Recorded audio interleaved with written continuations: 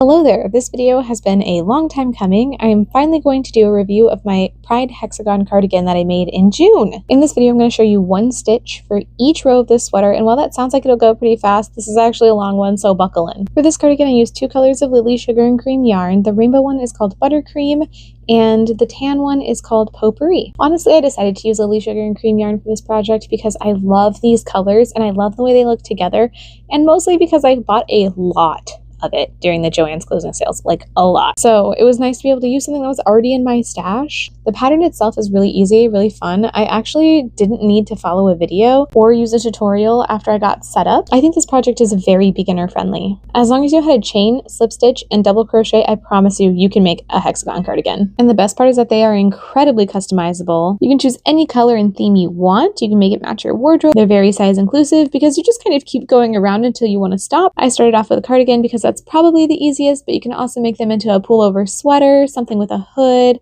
a shirt, a tank top. So many people are making cool patterns out there with this basic idea in mind. Changing your yarn choice can give you an entirely different product. My cotton yarn makes this a little bit stiff, but also a little bit airy for the summer, where if you made it out of wool, it'd be very warm and cozy. You could use a chunky yarn and make it nice and thick, or maybe use a thin yarn to make it very airy and light and summery and the perfect vibe for whatever you're going for. The vibe I was going for with my project was Pride, but with autumn approaching, I've been feeling the urge to have a sweater vest, and editing this is making me realize that I should just make my own with the same hexagon idea in mind and an autumn color palette. Anyway, the worst part about this project was having to weave in all of the ends, but that's my own fault because I decided to change colors every 2 rows. I think the next time I make one of these, I want to try a yarn that does a gradient on its own so I don't have to sew in and weave in as many ends, or just make a solid colored one and then maybe decorate it with some patches or add granny squares along the back to just give it a little bit more style. Okay, because I'm a pessimist, I started with my least favorite thing about the project, aka weaving in ends, so now I'm going to tell you my absolute favorite thing, which is how easy this project was to work on once I got it started.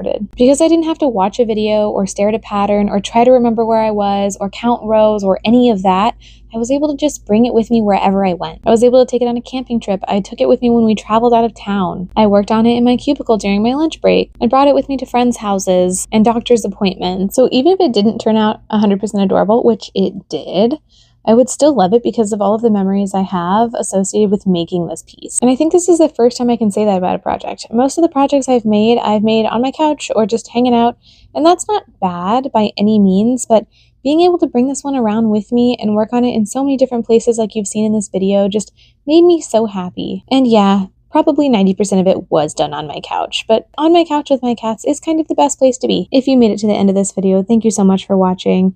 I really love this project and I highly recommend you